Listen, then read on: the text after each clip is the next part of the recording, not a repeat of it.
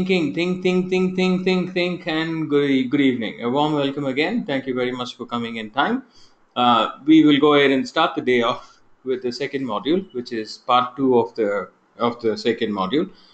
When you came in on Tuesday, we did say quite a lot of things, or we did see quite a lot of things around the content, because the cop number two that is under investigation now, he has a name, of course. So, can somebody recall the name of the person?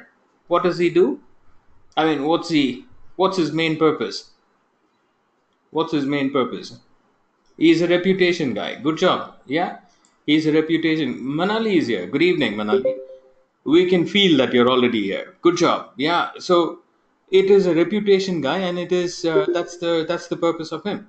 And reputation cannot be just a random guess. For example, I can't just look at a name and say good reputation, bad reputation. But there must be a data to back it up. There must be some gathering that I've done. There must be some insights. So I just can't really go keep a log. Yeah, absolutely. He's a guy who keeps a log. We got to back it up with the data, and without the data there is absolutely no credentials on why somebody says good or bad.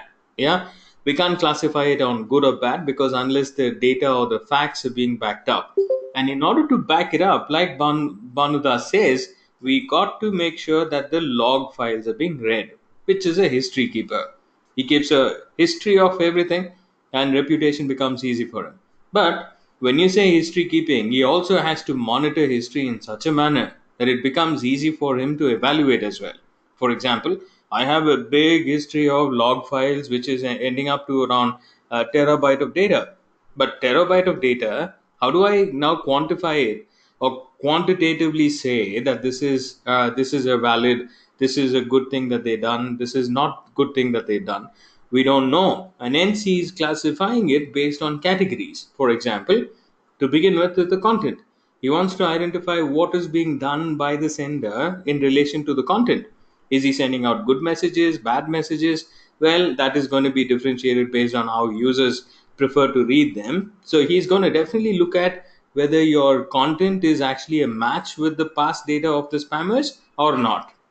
If he does that matching, he knows that you're actually a legitimate marketeer, or he probably knows that you're playing the game very well, knowing that the evaluation systems in the backend do assess the past records of spammers, and that's something that he wants you to know by default. Content is broken down into multiple elements, because when you're designing a template or when you're working on creating a template, you got to make sure that the images come in. You got to make sure that there's a percentage of text as well. Now, when he's looking at all of those, he has a benchmark for each of those grading. For example, images, what does he say? What's a benchmark for him? If he says images being evaluated, he is looking at the size. Could somebody tell me what is the norm? Deepesh again, size is 3 MB. Yeah, that is for spam folder. I meant inbox. If you're looking at inboxing, it has to be minimum of 120 KB to a maximum of 1 MB. You can't go beyond that. The minute you have it on 3 MB, kiss a goodbye to your email and say meet you in the spam folder is equal to spam folder. Now, I mean, sometimes our own objectives might be very different for the email, though the company might be calling out quite a lot. Company will be saying conversion rate, company will say lead generation, where's the number of forms, where's the traffic. That's company's objective. But for an individual who's doing it, when he's unaware of what he's doing, he probably will have a 3 MB file as well and directing that email directly into spam folder. That's his own personal objective. Now, that's why when you're working in an organization, your swakarya, which is your personal, objectives, should meet the objective of the company as well, which is swamikara. Swakarya, Swamikarya has to merge up together, and only then you will be able to meet up the company's objective. Sometimes what happens is our Swakarya, what we personally do at the job, is actually very high compared to what the company is expecting us to do. And since there is a mismatch, most often those people get fired in less than 3 months, or maybe within 30 days. Yeah, in a single month they get fired, pink slip, because they don't see much happening here, because the person is having tough time aligning with the company's objective. So if we are not playing by the company's book, which is like the email rules and regulation, possibilities of us mismatching those numbers will be very high. So A, If I were to get my objectives right, I will have to understand the cops in and out, and only then I will be able to easily write my emails on the other side safely. Good. 1 MB is the threshold that they have now. We got to make sure that our emails fall within that. Good. What about the text? What about the text? Because if image is so very clear for him, what is he evaluating on the text? Does he have anything more to do? Doctors? Your email doctors. That's why I say doctors. You're not yet, but today evening, I think after the class, your quotes will come, which means DV by default will understand that you understood everything about email marketing. The quotes will be given to all the doctors saying email doctors. Third module is only about working on templates and working on email service providers. So, well, that's more action. But again, looking at how you verify trouble, how do you identify them, how do you fix them, is all in the first and second module. Data is to be cross verified. Okay, spam words and the history. Thank you very much. Spam words. Yeah, some words like free, confidential, and quite a lot is part of his repository, and he is likely to check those files to see if there is a match with your content. And if there is a match, what is he likely to do? He's going to flag it saying Happy Independence Day. Or is he going to flag it as spam? Oh, yeah, I think Ajay is right. Yeah, he's not going to flag it saying Happy Independence Day, but he's definitely going to flag that saying that there is a quick match here and we are going to actually lead your email into spam. Now, when they do a quick match, what's the scale they follow normally? The cop is following what scale? Good, 5. The range on that particular scale is 5. So, what is the norm in case if we were to keep it at green and rather than red color? If we were to keep the scale glowing at green and not the red color, what do you think should be the norm? What's a number? Deepesh, not bad, Deepesh. I was scaling you or bucketing you somewhere else, but looks like you're coming back. Good one, good one. 3.5 is the norm to keep it green, which in other words mean if there is a word called free and I am forced to use that word on my email template because I'm genuinely offering something for free to the clients, I'm okay to have them because the word called free is going to only cost me zero point 0.5 on this total scale and it's not too much. Zero point 0.5, I can quickly choose to have it 100 times if I want to, or maybe 5 or 6 times, not 100 times. The minute you have it 100 times, it's going to multiply that number and the numbers will go way too high than the 3.5. So we can go ahead and use some of the words that are mandate to have within an email and use that 3.5 to go ahead and get them in. We got to make sure that it is less than 3.5. That's the understanding that we have. Well, if we go to a free tool, they do give us a quick assessment of all the words along with the weightage, and they have very crystal clear concept on how we can identify a spam word. That's option number one. The second one, there is no other tools in the marketplace apart from Quieto, which does it very easily rather than charging you too much on a free trial. Quieto does the magic. Which option would you prefer? The first or the second one? Which one is right? 3.5 for each word. That's the total value, sir. You can break that down by the number of words. For example, my word is actually going to be free discount. I want to use that word. There is no second choice. Free, discount. I want to embed them inside my template because I am genuinely offering something for free. I'm genuinely offering something on discount. I want to have those words in there. What's the costing? The costing is going to be zero point 0.5 for free, and of course there will be zero point 0.8 for discount, something like that. So I will have to sum up the total and get it down to 3.5, and if it scales up beyond 3.5, I need to make sure that I reduce those words or the usage of those words and write my emails in. Okay, can a free tool do the magic in terms of assessing the problem and telling you where the problem lies with the words, with the text? You have a list of free tools. I'm hoping that yesterday you did try. Did you? Or you took a break?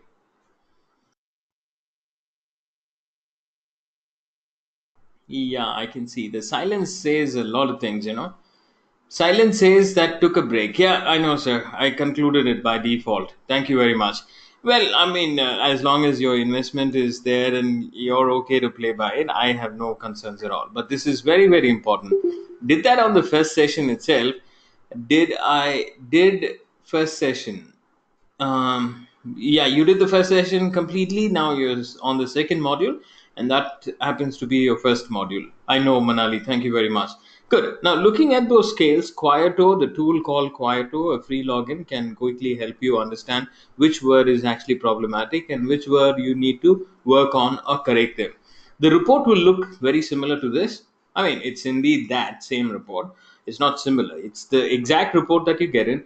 You will here be able to find out what the problem is with the word and what is the costing for each of those words. Like I said, it's not point 0.5, it's point 0.4 for a word called free and various other words. If I choose to actually have the appointment word inside an email, I got to make sure that I save my time and money along these words. I need to remove them out of my email template, and only then I will be able to hold on to 1.6. Then I can do my math. 1.6 minus 3.5, what is left out? Then I can borrow some of the words which I can't cancel or would not want to take that out of the email, leave them right there, but you got to pay the price. You got to sum up the total, and the total should not exceed over and above 3.5. If it is less than 3.5, you will have no problem writing your email away. Okay, so that's exactly what we were looking at when it comes to content evaluation. We also know that the content can also be various other elements. For example, it can be a simple link. Yeah, what about a simple link? What can go wrong with a link? Any idea? What can go wrong with a link? Why are we looking at links as a enemy? Because links are going to be my objective, my call to action buttons. If somebody clicks on it, they move to a particular landing page where they can take the action. Why they're not secured? Okay, good. They say non-secured links, they can't be really checked. Okay, floating viruses, absolutely. HTTPS, definitely yes. Advisable. If you have an HTTPS, these at least the Google guy loves it compared to any other URL. Without the secured link, Google quickly calls your email as a suspicious email. SPF DKIM cop number one, sir. We don't want to go in the reverse gear now. I'll come to the reverse gear when you come on the third module, but not today. Not today. Today only forward gear 3, 4, and 5. If there is an additional one, use the sixth one as well. Okay, good. Let's go back and take a look at what happens on a link. So here I'm looking at a link. Now let me give you a link. Let me give you a link, and you will probably understand that effectively. And I also want to let you know as to how you can evaluate a link. So let's go back here and quickly bring in email. Yeah, email reaper. Now you can see that the link is going to carry HTTPS followed by URL, followed by the brand name or the company name, okay, or the website name, however you'd like to call it. End of the day, this is exactly how a URL is being recognized. Now you see that S sign, which is a secured transaction sign. So any data that is being shared or exchanged with that website is secured. That's what the service providers want to see, including this guy. If it's an unsecured link, that means any Tom, Dick, and Harry is setting up a web portal, and sometimes the web portal can also get to severes. For example, let's say this email deliver. This is our product as well. I will just sign off here for a moment. This is our web portal, but take a look at it. It's not secured, but it's a green or a gray color credentials that is given to me, because on the security there is red color, gray color, and green color. Green, gray, and red. The minute it turns out to be red, that means pretty much everybody on this on that particular receiving end is going to be high on alert, saying that there is something wrong with that particular web portal. The URL itself is being classified as suspicious, malicious, and various other categories. We don't really want to let that email go.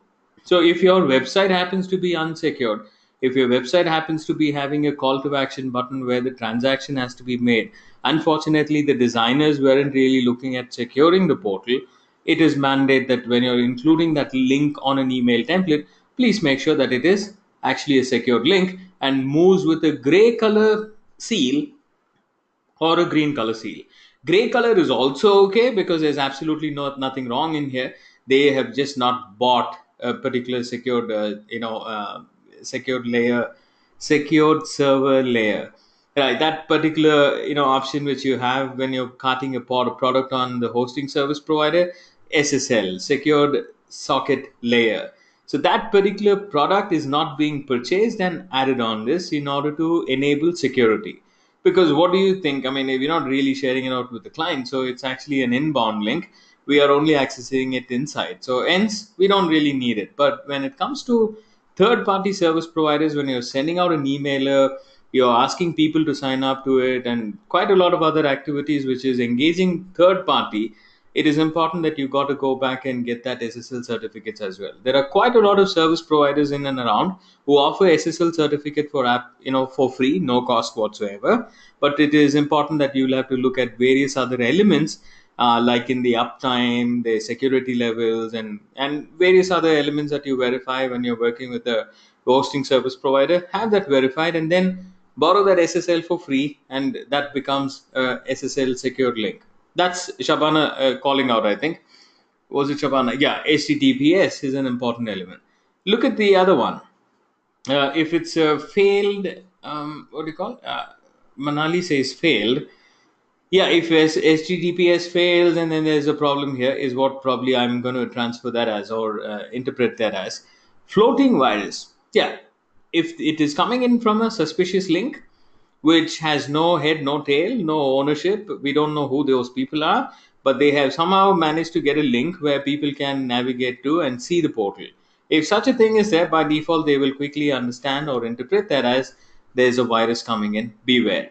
They can't really check this, is what Ankita says. And unfortunately, not just the link and the HTTPS, Ankita, they're also going to be looking at something way too important. Look at this: body shop.in.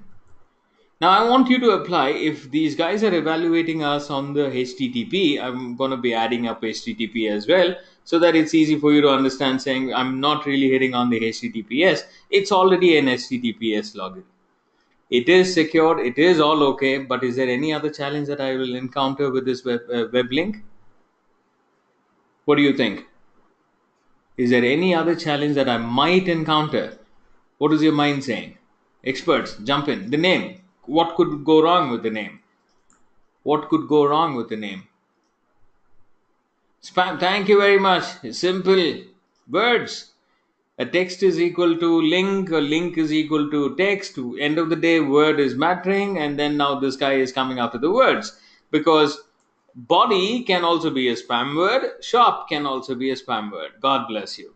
God bless you. So when you're picking up domains now, it's a mandate that you go back and see if there's any spam words in there.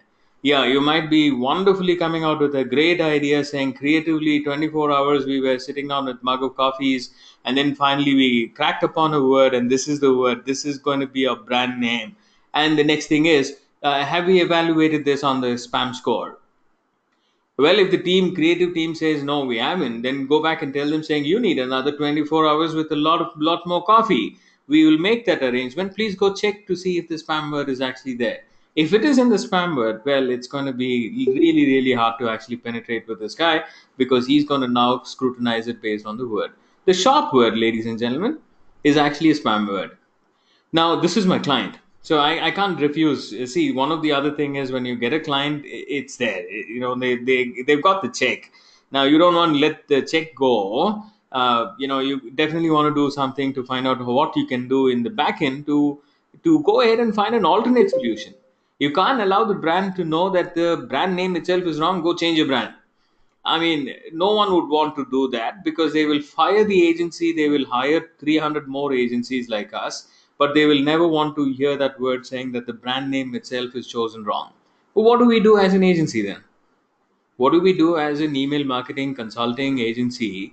If we were to hold on to the client as it is, we know that this is going to go into spam, and our conscience will never allow us to send emails to spam folder. No, that's definitely not.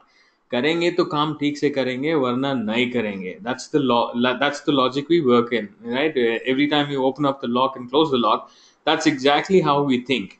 We do it right. If not, we don't even want to touch it. So in this case, we want to get that email into inbox. We also want to fix this. Any ideas? Creative minds? Creative minds, coffee चाहिए या ऐसे ही आएगा? Think about it. The answer is you already know. You already know. Subtext, okay, which will not lead me to a domain, isn't it? Because if I say Ankita, Ankita will turn around because I'm calling Ankita name. What if I say Ank? Ank.tita. No one is going to respond back. Complete body product stores. Yeah, maybe I can buy another domain and then leave those emails here, which is going to be a lot more. I'll have to go back to the client and ask for permission to buy another domain and redirect every portal that is there, web portal, and then you can't do that. No, no, no, no, no. Not Shabana is already calling it. She's saying, once the client gives out the creative, either you send it and tell him saying that the campaign is gone, or buy time saying, sir, I need to fix certain things. We'll get that campaign rolling. That's exactly what is allowed. But you can't go back and tell them saying, hey, change the entire web portal here. Get the entire hosting service also done well. No, that's not possible. Can we shorten the URL? That's a brilliant idea. That's the idea I was looking for. That's the idea I was looking for. Like the Bitly guys. Yeah, true. Same page, website, body shop, about us. Yes, it's all the same, but Bitly can come to rescue. But hold a second, Bitly did we say? Yeah. And how old is this guy? A long, long. You saw his birth here, right? Any idea? Manali told you. Manali told you it is dash dash. Which year was he born? Which year? 2003. Good job. Good job. Thank you for remembering. 2003 is. So he already knows Bitly has been there. A lot of companies have been using Bitly, including the spam agencies. The guys who actually want to send spam emails have also been using Bitly extensively. Bitly's brand name for the last 6 months or six years, I think it was completely on blacklisted history. But what did the team do? They found the brand name that's very easy for people to recall. They had a lot of people looking for that particular domain called Bit and the Lee, and they wanted to survive. So they went back to the blacklisted history. They whitelisted themselves. They're doing a lot of work in the back end to ensure that none of those wrong URLs get shortened. They're doing their back end work to ensure that wrong people don't use that particular portal. But when it comes to Bitly, by default, we should be keeping in mind that it might end up in blacklisted history, because in the past a lot of people have been burning out using those URL shorteners. But there are new players in the marketplace, right? Some closing shop soon. At least that's what they say. This guy is closing shop, is what he says when you get into Google. So this is exactly how you call it. Google, yeah, Google, something like that. I don't know how do you pronounce that, but at the end of the day, it's Google again. So Google, you can go drop the entire www.bodyshop.com, and now you can shorten the URL. For example, I tried to avoid, but I couldn't. Sorry. Bodyshop.in slash the product. Enter. Now you get this. You get this. But of course, it says, hey, is that the portal? Yeah, maybe. Maybe. Google URL. Now, when he compares the text with that particular link, the original link, he has no clues what that is. And of course, there's no history of spam. He allows it to go.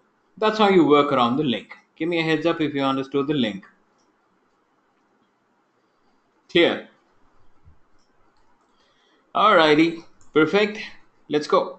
Here's another. Here's another. We also looked at codes. Now, when by default you should know when you're talking to a computer from one side to another, or one point to another, it has to be decrypting it, encrypting it. So the place where you're sending, it has to encrypt that with a particular code, and the place where it is receiving, it has to have the softwares to decrypt them. Without which, I don't think you will be able to read the computer data. Okay, and then now when you're looking at formation of templates, you got to make sure that there is a particular code that comes in handy. HTML, hypertext markup language. It's a very simple rudimentary code, absolutely doing wonders in terms of how HTML documents can be transported from one location to another. right? But learning is also very easy. There is a W3 school on HTML school. You can just type in HTML school on Google. You'll have every code that you want to decipher looking at the codes. Let me show you how the codes look like. Going back to a campaign that we got in this morning from a client, of course. So let's go pick this up. Yeah, that's the client, 16th of August. You're looking at this particular code. This is the backend. This is the foreground. This is the backend. This is the foreground. Okay, now background, foreground, background, foreground. Okay, now if you want these to be clickable, you want these pictures to be added in, it has to be accompanied by the code. Now, if you had joined email marketing classes in the year 2006, we definitely would have asked you to learn this. At least 3 or 4 classes would have been only around HTML, creation, or what you call writing codes. And look at the number of codes that it takes to create this. Close to about 77, 80 lines of codes in order to make this possible, including unsubscribe link. If you want to add that in, you got to go ahead and add those tables in, and it makes it impossible for any new beginner to come back and quickly journey out. Email service providers want to take that risk with you. They say that we will help you create a platform in such a manner that you don't really have to look at the codes anymore. You just drag and drop. You just drag and drop. When you're dragging and dropping, what happens is the codes automatically get filled inside in the backend. Let me show you these. I have some softwares here which can help you. So I'm going to go in here and draft my hi hello. Okay.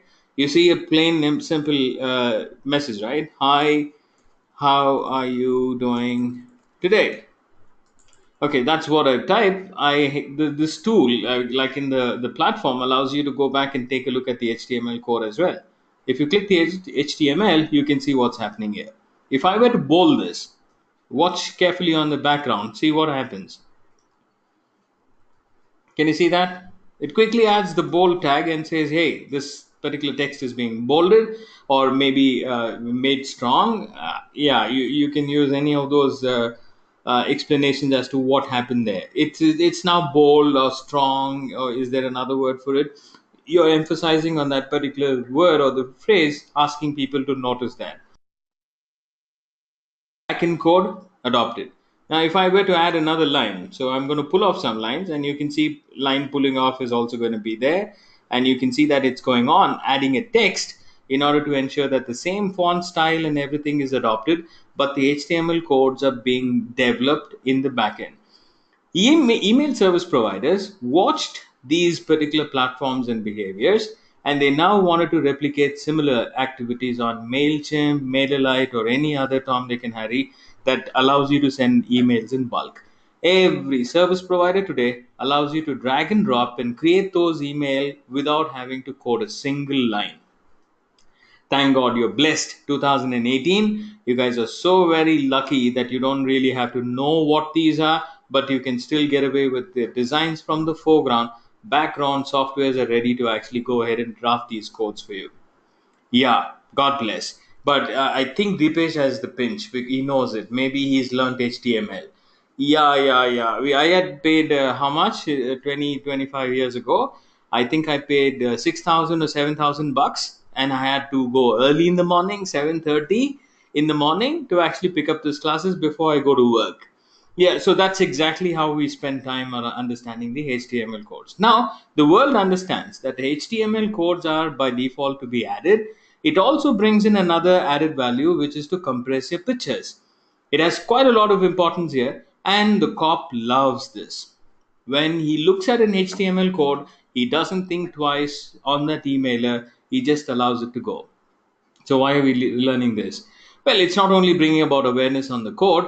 Here's what something normal happens with an agency. If you're a freelancer, you will find a lot of people coming back and throwing up bucks on you, which is like the dollars on you, asking you to do perform something that is literally not allowed or not okay. But situations are definitely there, and I'm going to actually demonstrate that. Imagine for a moment that this is your layout of your email template.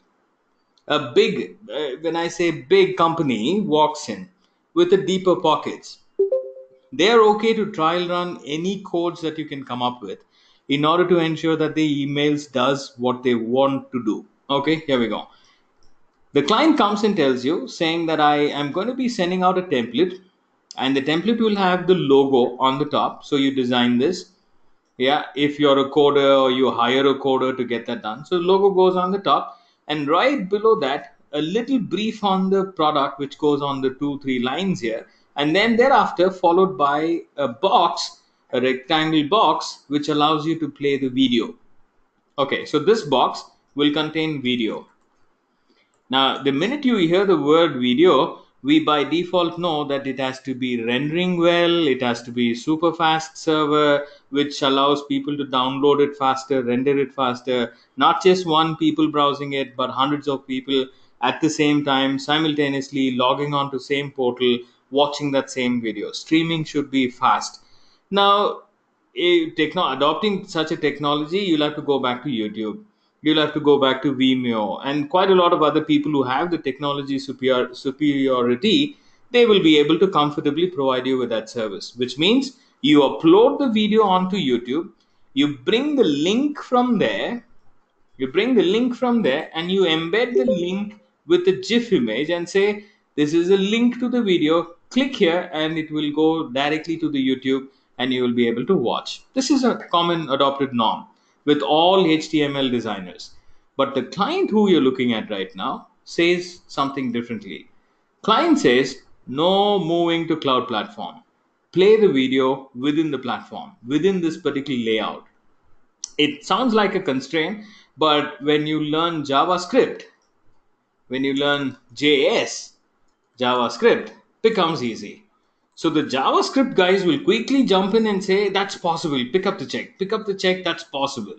Yeah, you will pick up the check and you will end up drafting a JavaScript in order to play the video within without having to navigate to the place where they've hosted it. But unfortunately, this guy does not like JavaScript. No .js scripting or any form of scripting. There are close to about 3,500 scripting languages. Wow. So he doesn't like it. Now, since he doesn't like it, there must be a logical reason. We're not really looking at he likes, I like. No, no, no. Give me the logic here, buddy. Why do you not like it? Any idea? What about the PHP? No, sir. PHP not allowed. I mean, you will get away, but this guy doesn't like it. Doesn't like it. What do you think is the reason why he doesn't like all that? PHP can be a scripting language as well. Why? What's the logic behind not allowing? Heavy? Could be. Yeah, good guess. It can go a little heavier, over and above 120 KB. Probability? High? Where? Yes. Anything else?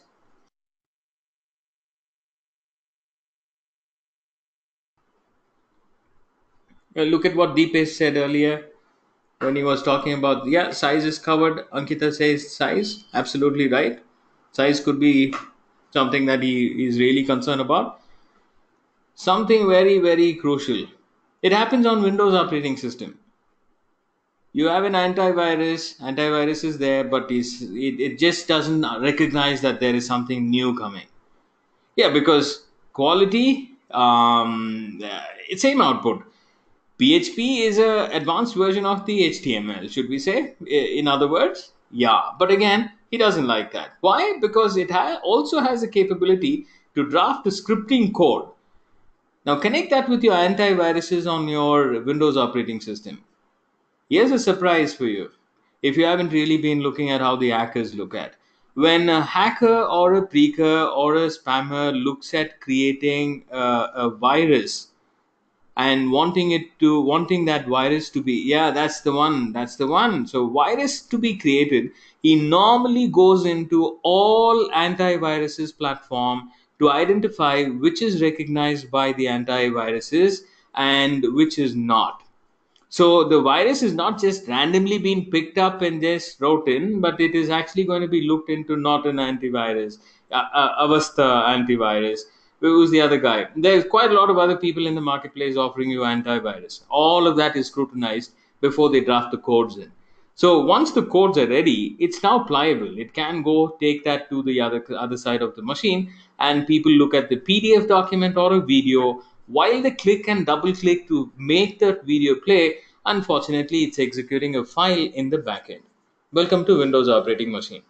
Okay, now in order to overcome this challenge, this guy just says anything that any code that allows you to form a script, we will not allow. Because if it HTML goes in and the person is double clicking on it to make sure that the video works because there's something very important. Yeah, you know how to get the attention of people, right? At 4 lakh people we could have gotten an attention. Only send Priya Warrior Sarkar's wink, 4 lakh customers will click on that email, and in fact they will give you double click, triple clicks on that particular video wanting it to show up. Yeah, that's the nature of the game. So psychologically these guys understand that pattern, and the cop on the other side also understands this pattern, and hence pretty much blocks any javascripting or any type of scripting languages used, rather than just a plain HTML along with CSS, only to make sure that the styling happens well. Give me a heads up if this is clear, ladies and gentlemen. Links and codes complete. Chapter close. Okay, good. And you're not only understanding why I'm not giving you a list of do's and don'ts, I'm also telling you the reason as to why these guys don't like it. And now you know there's a logical reason as to why they're not okay with it, because they're protecting you. End of the day, they just want to make sure that you're all happy, even if you're working on a Windows or a Linux machine. Yeah, end of the day, they keep the customers happy, especially when it's Outlook. It's a lovely job there. Outlook is we should give them an award. Anyway, coming back to the other points here, we look at the volumes now, because content chapter closed. We are opening up a chapter called volume. Okay, now what about the volume? Hi, when you hear the word called volume, what comes to your mind? What do you think we will be discussing? Yeah, amount of data. Thank you very much.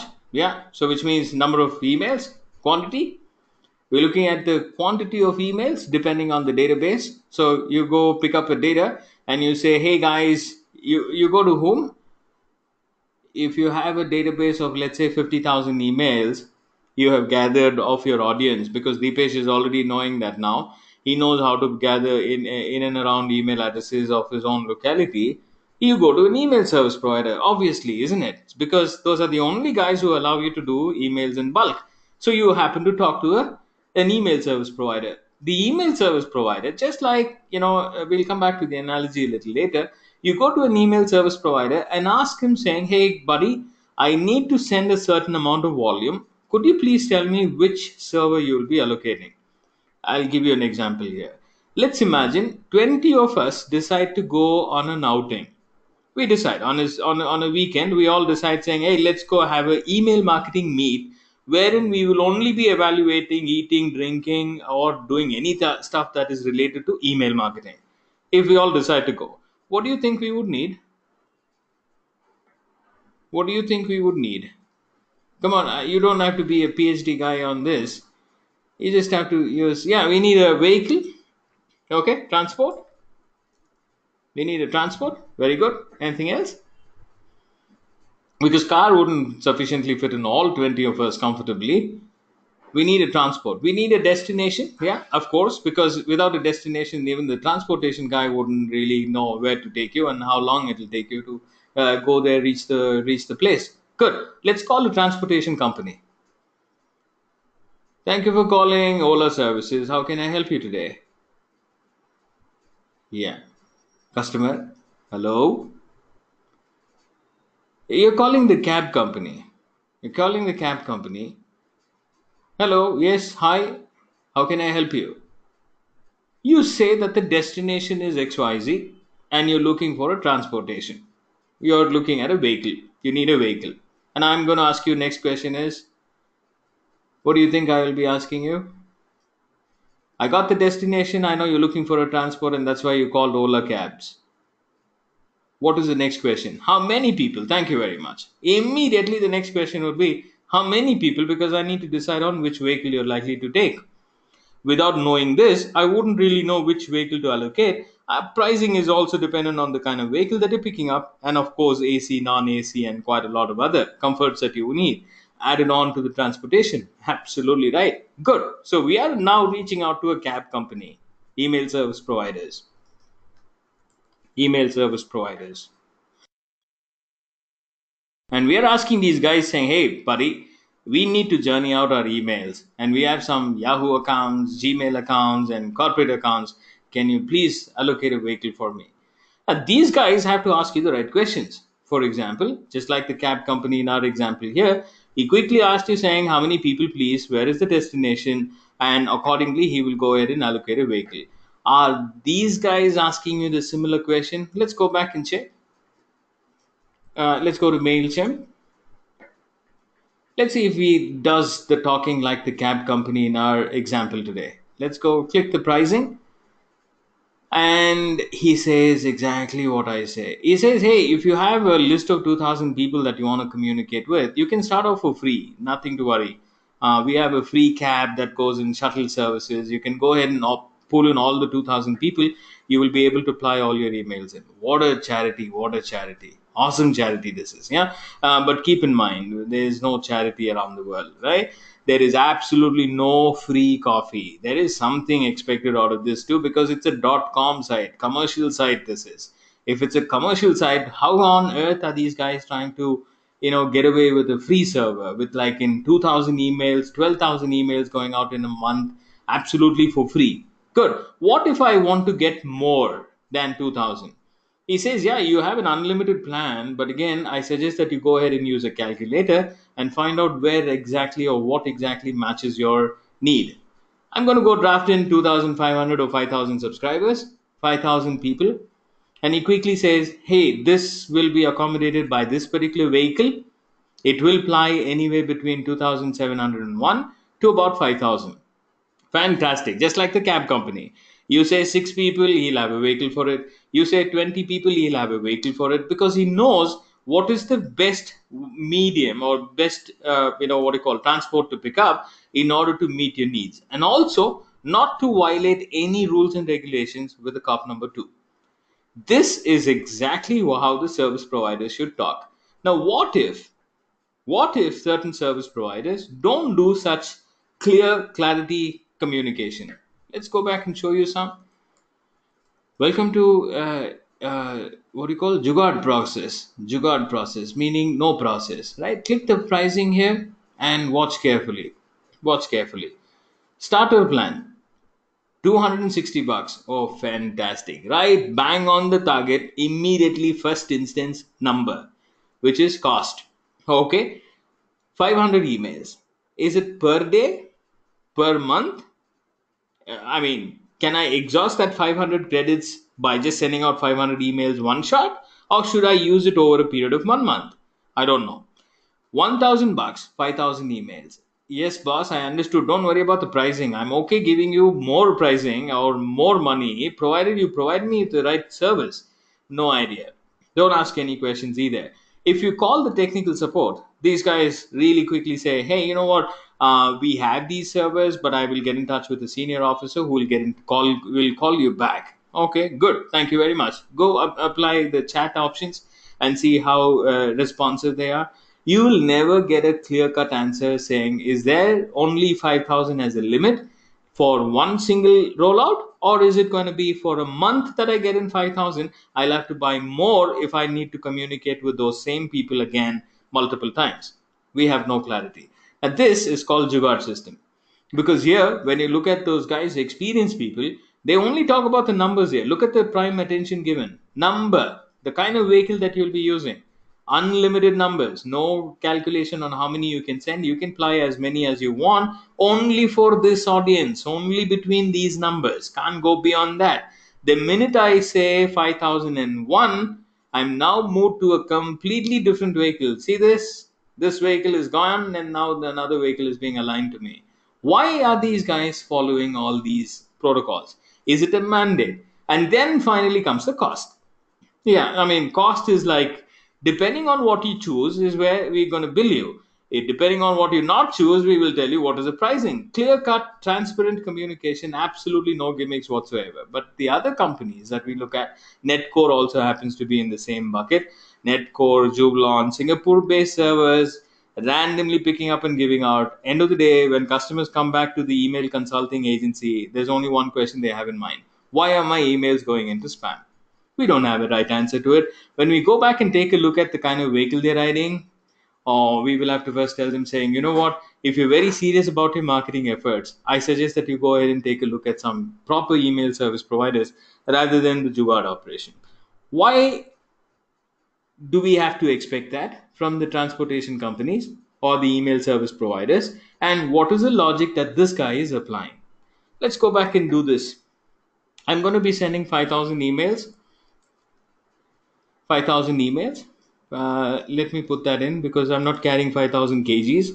I'm going to carry 5,000 emails per shot. Email arrives. He says, hold on, because he's going to be looking at the history, right? He's a log keeper. So he wants to go back and find out what's the history about this IP. So he goes in and he says, hey, hold a second. What's your IP address, by the way? Um, What's your IP address? You give out the IP address because it's on the SPF and DKIM setups that we do. It's all part of the header information that you give out. Okay, so the IP address is picked up and he goes in the backend to check the history. To check the history. And guess what? He comes out saying that no history found. The question is it wrong to not have history? Is it wrong to not have history? Your thoughts?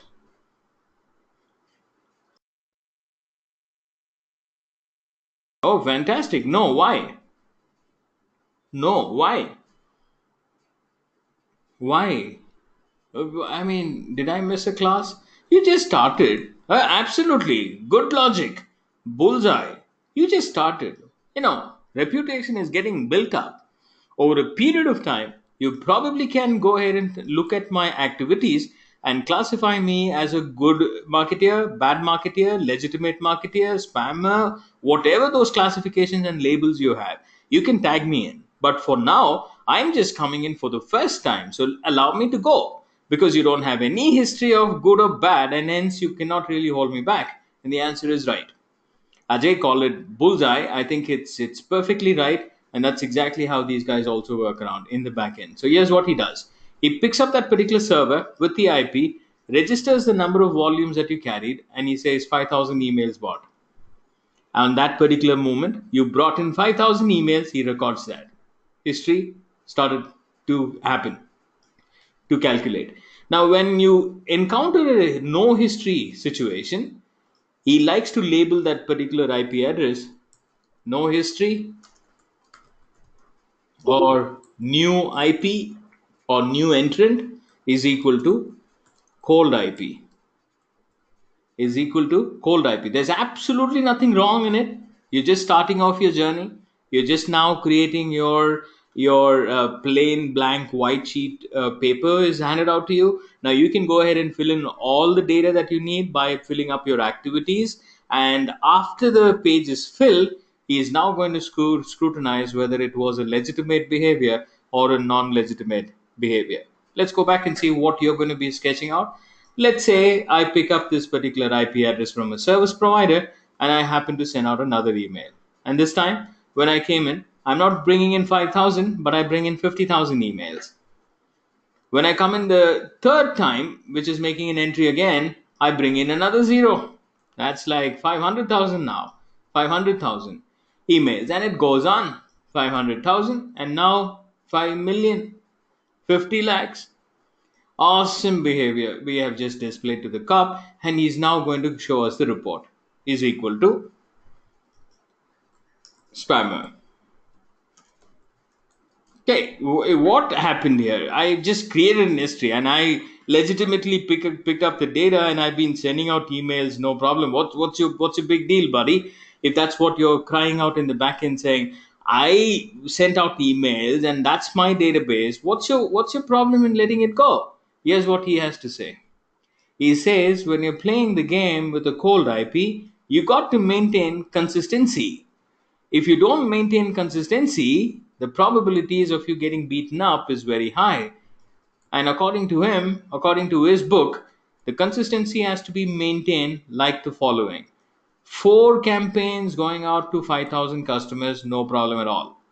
5,000 four times. And thereafter, you increment that on the fifth campaign, you increase that by 30%. It can go up to 50% as well, no problem whatsoever. 30%. Four campaigns after that with 30% results, which is like the 30% volume that you're carrying out, and thereafter go ahead and increase another 30% on the 30% that you've already brought in. 30% increase. Follow the same protocol back again four times. Okay, now that's exactly what he wants you to do in the backend to nurture and bring it back into a form that he calls it as warm IP. Warm IP. Now, you're not doing the game here. You directly depend on the service providers to play this game well. If you're picking up a wrong service provider without any experience, possibilities of them not knowing what the cop is asking them, and they probably will use the cold IP and make sure that you follow this particular behavior, which is going to be really up and down the bazooka. But what you need to really look at is a progressive incremental growth over a period of time, and that's exactly what is warranted. Give me a heads up if you understood cold IP, warm IP.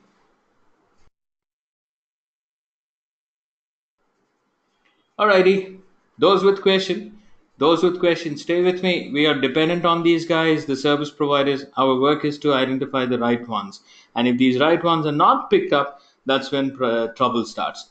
Keep in mind, a cold IP means that it's a brand new IP address, and the volumes are not being declared as yet. Now, how does MailChimp offer you for free?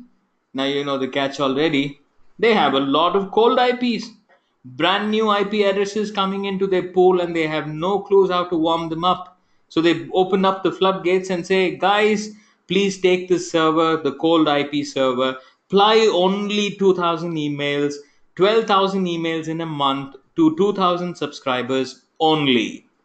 There's a clear directive or the directives given saying not over and above 2000, and that to same subscribers, no changes in the database whatsoever. You will be able to send 12,000 emails. They're not doing charity, you know. Now they're just converting that cold IP in order to get the reputation with this guy over a period of time, and they want to send out that regular campaign by multiple people using different pools of IP addresses, and now they're warming up the IP. When it's a warmed up IP, you happen to see that particular range being established. A range can happen at any level, because when you look at this particular range, let's say if I were to sell this IP address as a warm IP to my paying customers, it can carry anywhere between 5,000 emails to an additional 5,500 emails. That's it, or maybe 6,000 close to. That's the range.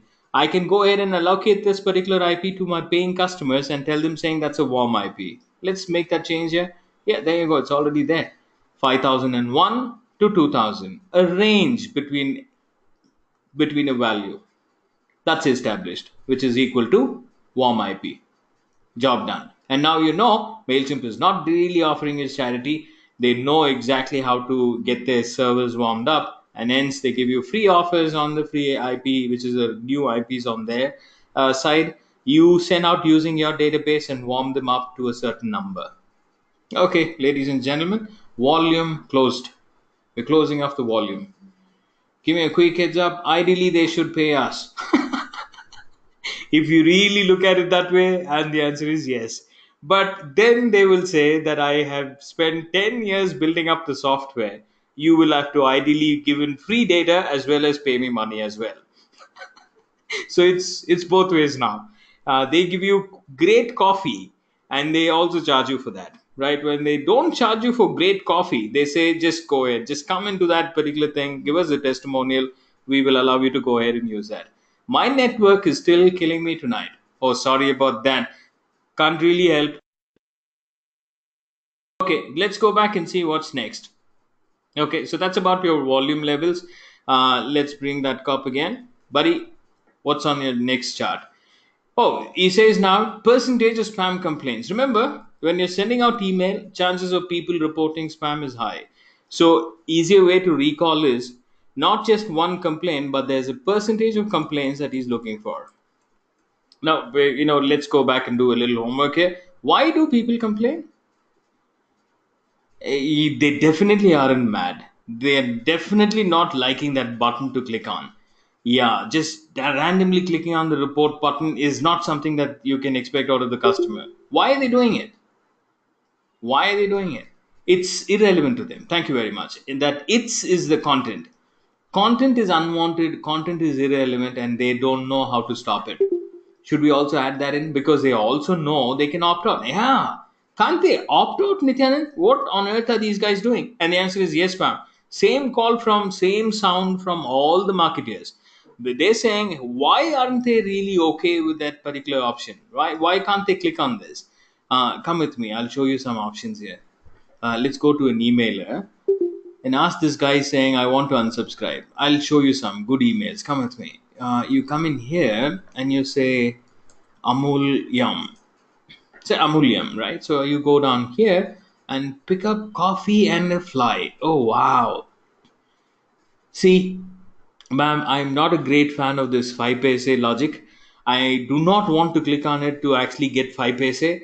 And over a period of time, I make up 100 bucks. This is like reducing 5 paise on my petrol charges. I am okay giving out 50 paise if you guys want to, but I don't really want this. How do I exit out of this? Welcome to India. See, when you studied your first module and you were doing your exercise on compliance policies, you understood that India doesn't have any logic around how they can give customer the empowerment to monitor what type of emails they're receiving and how they can go back and complain. I want to exit out of this particular communication. How do I do that? Now I have been pushed to the corner. That's what they say, right? When you have a pet like a cat, don't corner the cat. The minute you corner the cat starts to attack you. You will have to only go back and report spam, and that's exactly what they are leaving me with. Because now, if I'm really frustrated, I'm not, because I'm the guy who looks at spam. I like my what do you call patients coming with diseases. I like to review them. I'm an email doctor. My work is to see patients. And if these guys are coming in by default, why not go ahead and review as to how the behaviors are? Look at this. I'm going to now click this button and then click the button saying report spam. Why? Because I don't really see an unsubscribe link here that I can click on and tell them saying, please take me out. No, absolutely not. And hence, it's not only about the irrelevancy on the content. Of course, it's a very important element to look at, but it can also be that the email is actually not having an unsubscribe link. And sometimes people would have tried that button multiple times, but nobody heard them on the other side. At that point, people will take their control and go and click that particular button saying report spam. What happens if they click on report spam? Well, if they come to you and personally complain to your brand saying, hey, take me out of the list, see, I will report you if they warn you, then it makes sense because you're listening to all the complaints. You're supposed to be acting on it according to my name is Vivek Bindra, I think. Yeah, Vivek Bindra on YouTube. He's a lovely person. He conducts classes in Hindi, but he covers the holistic perspective on why you have to be on business and quite a lot, right? So Vivek Bindra says when you get a feedback from a customer, you normally feed that forward. Yeah, you don't bucket them, you don't trash them, but you pick up that feedback and then go back and feed forward in order to find out what can be done better to improvise your product, your services, or your campaigning behavior. But what if they don't really read unsubscribe links? The answer is people will go back and click the 911 button, and that's when this guy gets activated. Now let's imagine you sent irrelevant content. You also sent the frequency, which was very high. Manali pointed this out as well. Manali says frequency is high, and Mahesh said, yeah, there's probabilities of the content being irrelevant, unwanted. Dipesh says. Now, these are the primary reasons why they do it, and sometimes they don't have an opt out button. Can't see the opt out, or it's not even available. Forget it. So, that's the primary reasons why people click on report spam. Now, if they're calling 911, will he act on one complaint? Will he act on one complaint or will he act on many complaints? That's why the percentage helps us. He's definitely not going to be, yeah, he's wanting to see the volume of complaints, because he's not just going to be triggered by one single call to 911. Of course, that's how they will treat you on the soil, US soil. But here I'm talking about the cop in the email. When you call that number, he's not going to quickly get activated, but he's going to go back and check how many people reported spam. But that has to be connected with the logic as well. Here's what he says. It looks good when I type the zero in, so I'm going to go make sure that you find the zero there. 0.1%. 0.1% multiplied, multiplied by your total database size. Now do your magic, do your math. If you were to go back and tell me what's the number, what do you think? Complaint is wrong. Okay, what do you think would be the ideal number there? If my data size is about 5,000, what is the allowed ratio? Remember, we're looking at percentage. Percentage. 5,000 is the database. If you need a calci, I can help you with a calci. 5 around 50, divide that by 100. Content writer, yeah, numbers are weak there. Content writers normally do that, creative people. You'll have to divide that by number by 100. Now you get the 5. Absolutely right. That's exactly how you calculate the volumes of complaints. And if it is beyond that particular norm or the standard, that's when he goes back and takes an action. What kind of action? This is over now, right?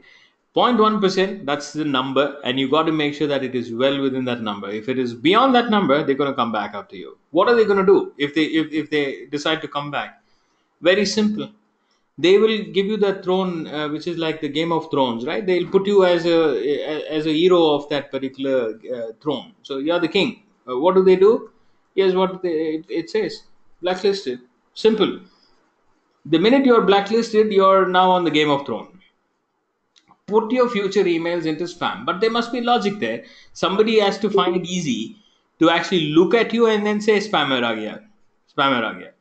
Yeah, email देखते ही spammer आ गया ऐसा sound आना चाहिए by default. ऐसे कैसे कर सकते हैं? Well, put them on the blacklisted history.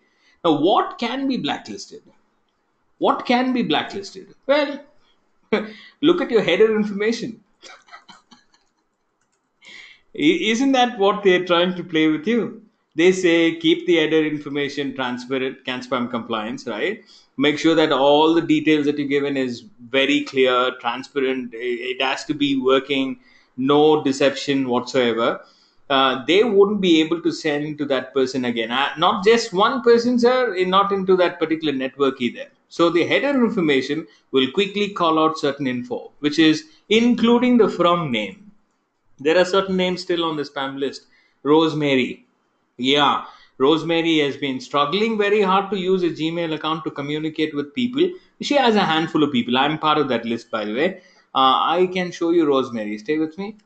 Lead sourcing dot Tumblr.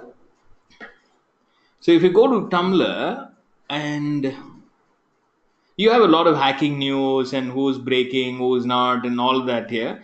But I also keep gathering something else. This is like the Rosemary stuff. This is my personal directory. I will give it to Jaden when I'm jumping out of this planet, and then go to planet Earth. Another planet, whichever is designated. Until then, this will be a journal to see what happened during my stay. So let's go back. See, you can see only hacking news here. But there is one more information that you want to quickly take a look at. Stay with me. This lady has been struggling so very hard to get inside my inbox. And then finally, she finds an alternate method. I don't know how, but she does. Okay, I think it's time to show up Rosemary. Where is she? There you go, Rosemary on the right hand side. Okay, don't worry about the SMS. We'll come to the SMS. Take a look. Rosemary has been sending out emails ever since the year 2006. No problem whatsoever. 2008, a final email came in. A copy is actually around here. You can go ahead and take a look at that email. It's a very plain, simple copy. And she says, hey, you know what, guys, we have this 8.5 million. She was using a Gmail account. And then over period of 2008, people started to come in, right? Which is our security guy quickly knew that rosemary is the keyword. And content that we need to figure out is about the dollars and the dollar sign along with 8.5 million. Hold on to that and then pull them off into spam folder. She has trouble reaching out to people in inbox because the kind of amount that she used to get to build up this 8.5 from the users was minimal now, because it was gradually reducing. So now she jumps into SMS. So I had to write back to her saying, you know what, is Gmail not working for you, Rosemary? Do you have trouble reaching inbox? Maybe I can help you. Maybe I can help you. Or have you chosen another means, which is like your SMS now? She hasn't responded. As the minute she responds, I will go back and add that particular response as well. So far, no communication from Rosemary. And hence, you might want to go back and take a look at the name. If you have a lead generation executive who is also Rosemary, it's time to get a pseudonym like I have. Nityanand is a spammed word now because on Google, Mr. Swami is taking up. Yeah, so Nityanand Swami is what they people really like to call me.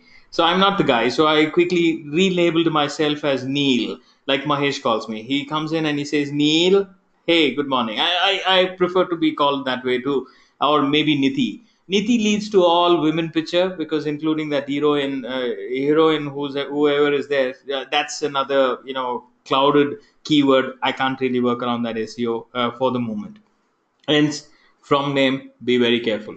From email ID, yeah, you're followed by your domain name, rose.mary at domainname.com. Registered now. Domain name. Yeah, because without the domain, you can't really sanction an SPF, which is like a DKIM.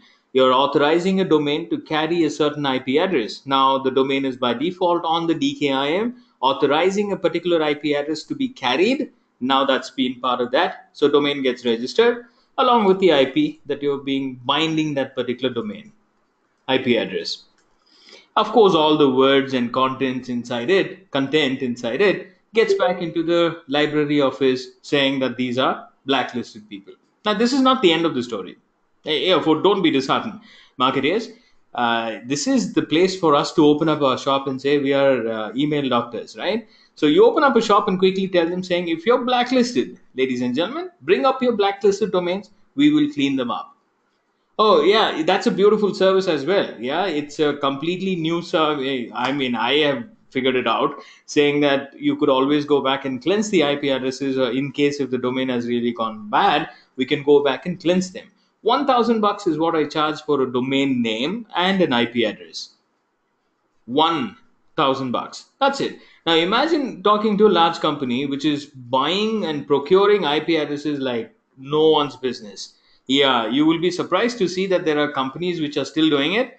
Come with me if you're still not okay with that data saying ऐसे थोड़ी करते हैं कोई. हाँ हाँ हाँ, यहाँ पे देखिए एक बार आपको पता चल जाएगा. If you go in here and take a look at, okay, these are traps. um, Whitelisting services. You can see blacklisting and whitelisting. Can you see those numbers? Yeah. So they want to make sure that the reputation score goes back to 100, and they are okay to ready to pay you that $1,000. All you have to do is pick up an Excel sheet and start working around cleansing of the IP addresses. That's it. And you can go bill the customer saying $1,000. How do we do that? So if you're blacklisted, here's the context. According to the cop, he finds you guilty. Yeah, GUI. Okay, he finds you guilty. He finds you guilty. Now, if you watched series like Suits, Boston Legals, The Good Wife, and there's one more, The Good Lawyer. There's quite a lot of TV series which allows you to go back and see what happens inside a courtroom. 12 Angry Men is an awesome movie. Yeah, if you watch that movie, I think you will get a fair idea as to how the focus group works, how decisions are made. You will see all of that. It's called 12 Angry Men. Yeah, you might want to watch some good movies there, and you'll get a fair idea saying when they find you guilty, you can always appeal not guilty. Thank you very much. You can always appeal not guilty. And this not guilty process is called whitelisting. And you say, just simply, we find you guilty on these following charges. What do you call what do you have to say? Not guilty. Yeah, I plead not guilty. Good. Now, how do you plead not guilty? Let's go back to some service providers who can allow you to see all of them. MX Toolbox.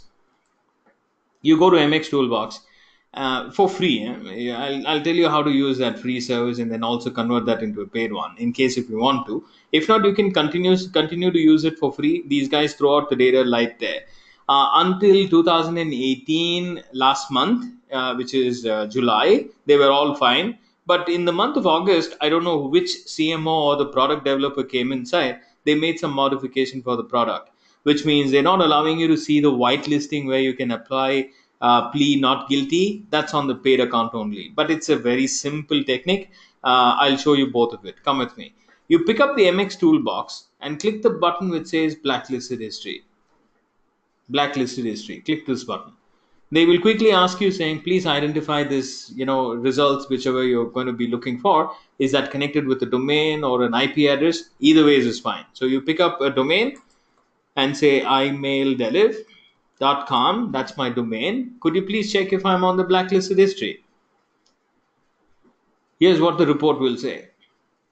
It will run through the check on all the cops available in the marketplace, and then that's the clog wheel, and it will quickly report saying these are the places where you're already found guilty. Now I need to appeal not guilty here because they would have caught me for some reason, which is if you look at the names over a period of time you will also get it. When you look at the name spam house, now this guy blocks you when your heart bounces are very high, when your heart bounces are very high and the receiving end identifies that this particular sender has been sending a lot of junk and all non-working email addresses. Spam house will quickly come in and protect those people and drop me into that list. The spam house guy, when the activity is suspicious, when the activity seems to be going into another direction, which is like a very subtle line between you you sending out a malicious email with a code compared to a genuine email. The spam house guy comes in. This is the place we don't want to be in most often, right? As marketeers, when you look at email marketeers, these guys pray not to be in spam house. But the minute you're in, you can still always go back and appeal not guilty. I'll show you the first one. Click on the details. Click on details.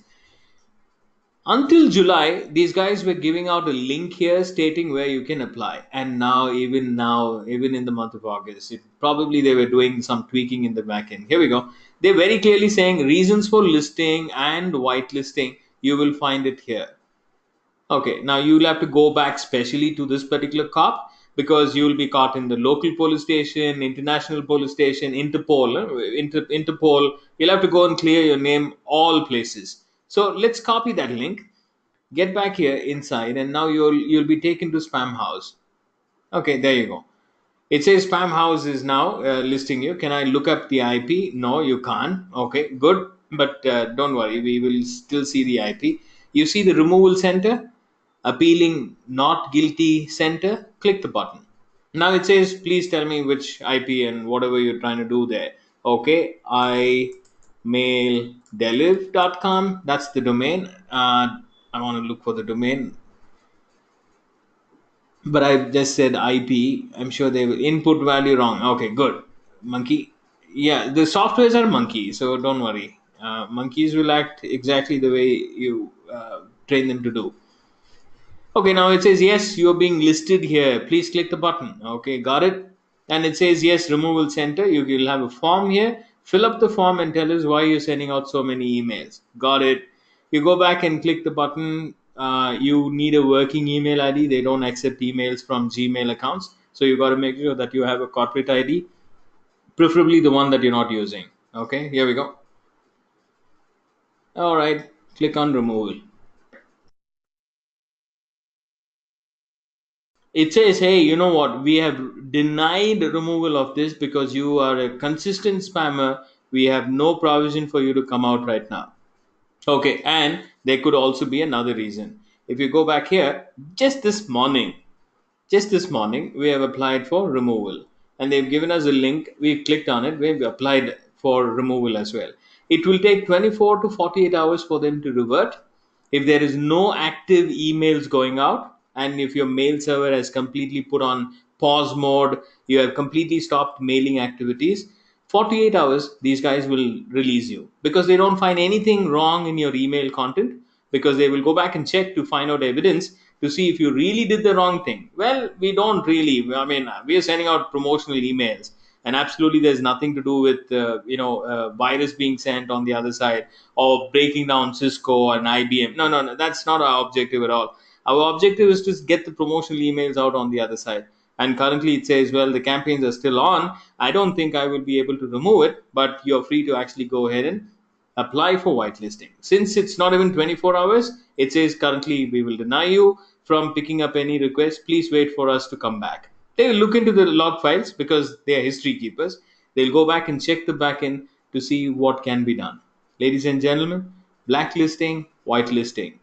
Each one of those service providers will have a form to fill up. Fill up the form diligently and wait for 24 to 48 hours. Some service providers take a week. Some service providers by default remove you the minute you're seen not sending campaigns out of that same mailing server. Give me a heads up if you understood this. Whitelisting, blacklisting, clear? Alrighty, perfect. So let's go back and see what's pending. Cup number two. Oh well, blacklisting, whitelisting, and then comes the engagement. What about the engagement? This is a very simple thing. Engagement. Yeah, they're following you on the engagement as well. They're not letting you go just like that. Engagement. What about the engagement? Well, the engagement must be positive. If the engagement is negative, they actually beat you up. Reading the content. Absolutely. They're reading the content on the other side, which means is the recipient actively, proactively clicking on your emails? Positive engagement. Positive engagement. What happened? Positive? Yeah, positive engagement. What is a positive engagement? People read your email. People, this is all people, right? So, email opened. Open the email. Click the links. Click the links. They hit the forward button. Forward button. The open rates, the click through, absolutely. They hit the forward button because they like the content so much. They're saying, hey guys, there's a beautiful offer here. What do you call? Independence Day, 40% off on Flipkart. And that too, the product that we were talking about. Here we go. Forward button. Fantastic. Good one.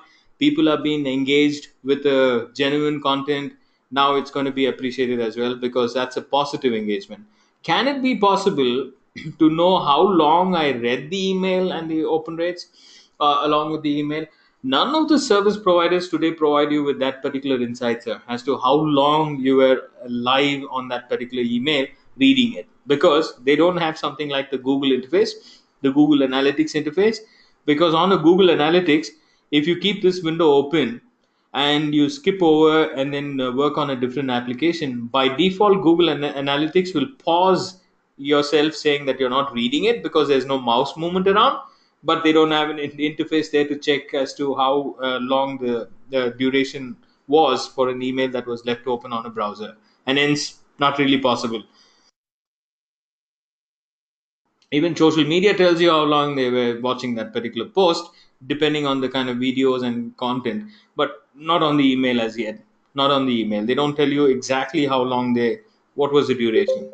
Yeah, you can call it lack of technology upgrades, or you can simply say that that's something that is irrelevant because we don't really want to see whether the person spent 1 hour reading our email. Then the entire content writers will go back and reframe the content, because if it takes 1 hour for a customer to read that particular content, what on earth did we send just now? So they don't want to mislead either, and hence they can't also look at the applications to directly ping and tell them saying that the person's mouse was moving left, right, center. So hence we can calculate that as live. Or did the person skip on and open up another browser or another window over it and they were busy working on it? No trackers so far. No trackers. There can be softwares like 250 OK. Like, for example, These guys also don't promise you inbox like in tracking to see what's the duration. It's called 250 OK, which is like the delivery signal that you get in when you make an attempt to deliver an email. You get that 250 OK. That means technically representing saying that the email ID is a working email ID. If you take a closer look, they tell you all of these. They can follow the inbox placement, they can follow the design preview, they can follow spam trap monitoring, engagement activities, and all of that. But they none of them actually tell you in terms of how long, what's the duration of that particular email being kept open. So you're free to actually test them out, but very expensive services. Yeah. So people forward, and here's another lovely expectation from brand marketers. They look at your email from spam folder and move it to inbox. Yeah, what a blessing, what a blessing. They fish you out of the spam folder and move it back into an inbox, telling or letting Google and various other service providers know that it's an important email for them. And now that is going to be looked into, and you will get the positive points on in terms of the engagement. um, do I see anything else as a positive remark here? Yeah, they add your address book. They add your email ID into their address book. Now, this is a blessing because, in case if your reputation over a period of time really dips or goes down, goes low, you will still be able to make it to that specific individual who has your email in the address book.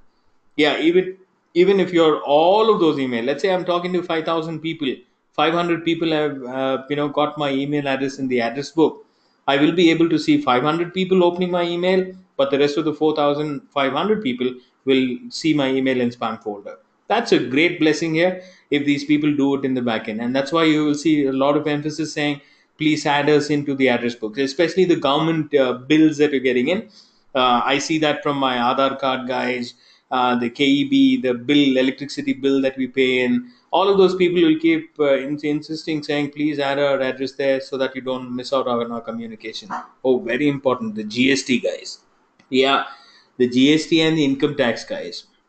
Yeah, that's the guy. Yeah, they want the money to come in, so they don't want me to miss out any communication out of there. There's absolutely no helping there. It's only to recover money. Saying that, did you see the email there? Did you get it? Yes, sir. Did you pay the money? And the answer is yes, sir. It better be a yes. Okay, cool. So that's about the positive side of it. Here's the negative side. Well, it's the right opposite. It's the right opposite, which means did not open. Did not open. Oh, God. So they're billing you for not opening as well. And the answer is yes. Now, I do not understand. If people are not opening up consistently, you send five communication to people, you bought a database, you bought you paid a price, you bought that data, and now you're sending out campaign. First campaign gave you an insight saying that XYZ people are opening up. And then you send out another one. Then you send five campaigns, and then the sixth campaign, before you send out, you'll have to go back and do a little scrutiny saying, who are my readers? Why are we talking to people who don't really tune into DD1, Doordarshan channel? I mean, are we really going to be marketing? They're saying that Doordarshan channel, Deko is budget, so and so time, there's a schedule. Bad idea. No one is even interested because probably there's, broadcasting times are different, or maybe the quality is different. People have gone into high definition and super high definition television sets. You can't really have a low resolution pictures coming in that high definition. But there could be various reasons. Why are we still burning up dollars? Okay, now that's something that I'm not able to understand, but a lot of brands still consistently continue to talk to people who have been not reading your email. And that will go back and kill your reputation score very badly because for non engaging users, you'll be billed negative, which means minus points. They are not clicking your email for sure because they haven't even opened your email. So there's no way that they can see the links within an email without having to open an email. So they did not click your link, did not click the link. They do not forward it either. They probably will lead your email to delete folder.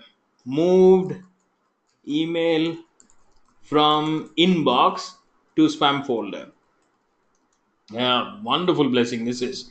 If they do that, Gmail will quickly understand, saying, "Oh my goodness, you don't like to receive emails from these guys." Will ensure that you will never ever get to see another email from the same sender.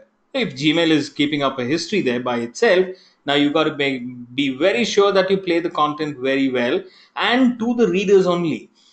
The minute you know that the sixth campaign, I think, will be a better analysis there. Sixth campaign, go ahead and see how many readers, and then pull those people into a completely different platform, extract them, push those emails from a well reputed IP so that the engagement levels are high.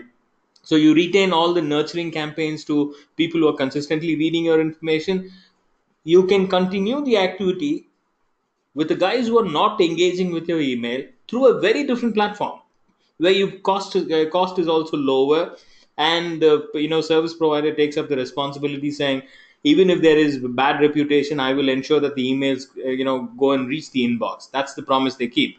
Yeah, so you can go ahead and look at those bifurcations or segmentation so that you keep your HubSpot, Marketo, Eloqua kind of platforms clean. Because over a period of non-engagement on Marketo will send a notice to you saying, we've observed that there is certain activities that you're doing which is not really gaining up reputation on your IP, and henceforth we will not be able to supply logins for you. You don't want that email to come in from HubSpot or Marketo. These are the two guys who are very, very hard. Oh, I forgot the other guy, the Pardot guy, Salesforce team. Salesforce team was very, very keenly looking on the reputation. And if anything is bad around there on the nurturing platforms like those, you got to make sure that you only talk to those people who are communicating and reading your emails earlier. And only those people should be on those branded platforms. The unbranded platforms, Julian, lead sourcing, my company, and various other companies, you can use all of those panels to actually talk to people who are not responding to you and get them back. After six campaigns, you go back and run the same filter to see who are the new readers that you acquired. Push them back again into your Pardot or various other platforms. I hope it makes sense, ladies and gentlemen. These are some of the negatives that you want to keep a close watch and stay away from it, because the cop number two is watching you on the reputation. He's scoring you on the reputation, and I'm not saying it out of my story building here to sell something. Definitely not. Stay with me. I'm going to go take you to a place where it's a third party independent service provider. He's got nothing to do with you, me, or anybody else teaching how emails work. This guy has quickly defined both the cops onto one single platform. Absolutely free. You just have to get a free registration here. Get a free registration, login, and see what happens here as to what you learned and how he gives you evidence saying that this is where the problem is. Okay, I'm going to go use my sudo login here. I'm not going to use my breadwinning profile. That's a breadwinner for sure. Yeah, it's gotten good companies that I work with, and I don't want to spoil that login. So I'm going to go create a login here, and then I say, could you please tell me why email deliv reputation scores are going low? Here's what it says.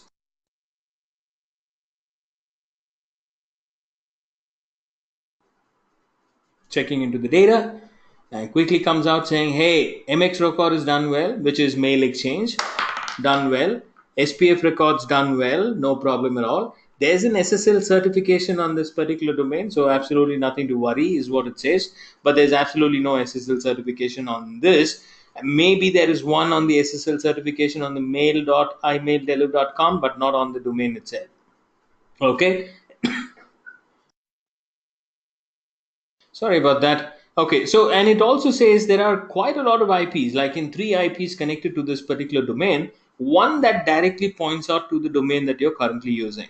Okay, so imaildeliv.com, the score is about 52 now. It's not on a score of 100, it's not 100 on 100, but there is 52.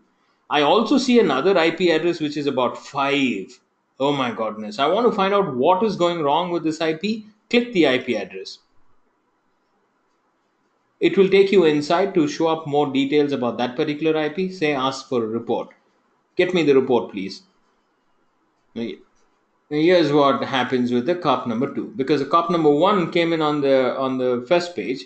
Here's the cop number two. Is there a blacklisted history trouble of the IP, the domain, or the email ID, or anything else that is related to blacklisting from the header information? Absolutely not. Green is always good. Complaints. Are we, increasing over and above the threshold? The answer is definitely not. Infrastructure issues. Cold IP, warm IP. Is that the problem? Yeah, medium, 50-50. There is a problem or there is a trouble between the volumes, and that's the infrastructure issue. Cold IP, warm IP. Is the message is being filtered out because of spam content, because images are very high, because the code is not okay, because the link is not okay? Bad idea. No, that's green, which means there's absolutely nothing to worry. Senders have rejected my email, and the answer is yeah, sadly yes. Engagement issue.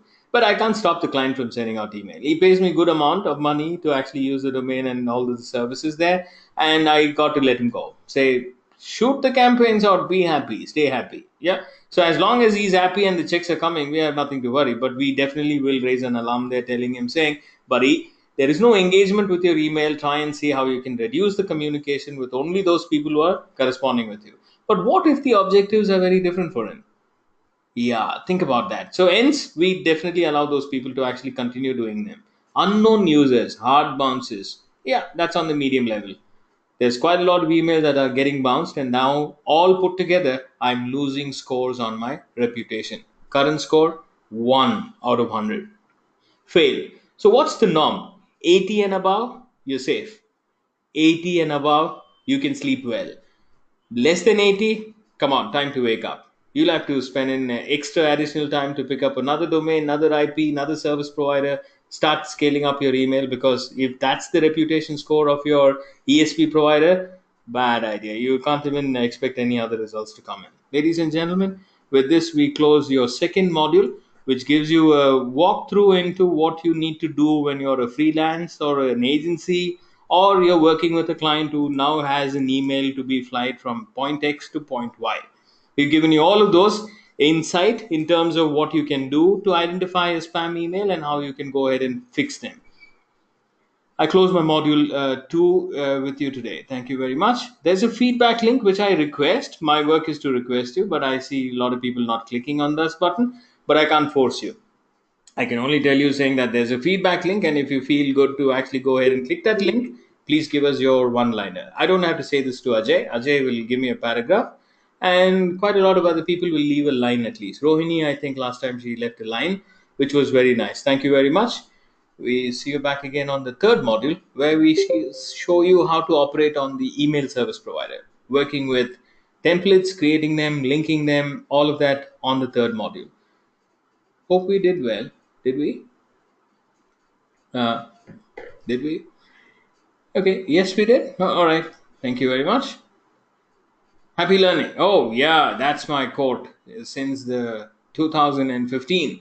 Thank you very much. So much to learn. Absolutely, ma'am. Thank you very much. I feel that your container is full now. Yeah.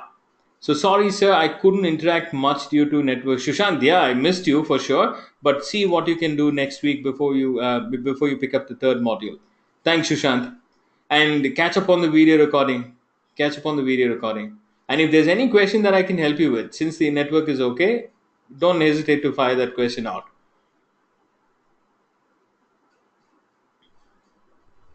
PK, PK, okay, okay, yeah. I thought आप PK कुछ करेंगे. नहीं नहीं, ऐसे मत करो. Okay, अच्छा है. ठीक है sir. Thank you very much. Thank you very much, sir. We'll see you back again on third module. Bye for now. By the way, your giggling is too fun. Ma'am Hindi is funny आपने बोला तो हिंदी में stop किया. अभी giggling भी stop करा रहे हैं आप. Thank you ma'am. Good night Ajay and all the others. Bye for now. To make sure that you understand that I've not made your life simple. I've just gone ahead and given you screenshots. Your work is to find out whether this is a good way to actually send out email. You can see mail by, and there's another signature which is a mandate, and that's not present. So you decide whether it's a good one to actually have or not a good one. So you go ahead and look at the other. Same thing again. Same thing again. Same thing again. Goes on. Okay, look at this. Same thing again. Plus, there's few more errors.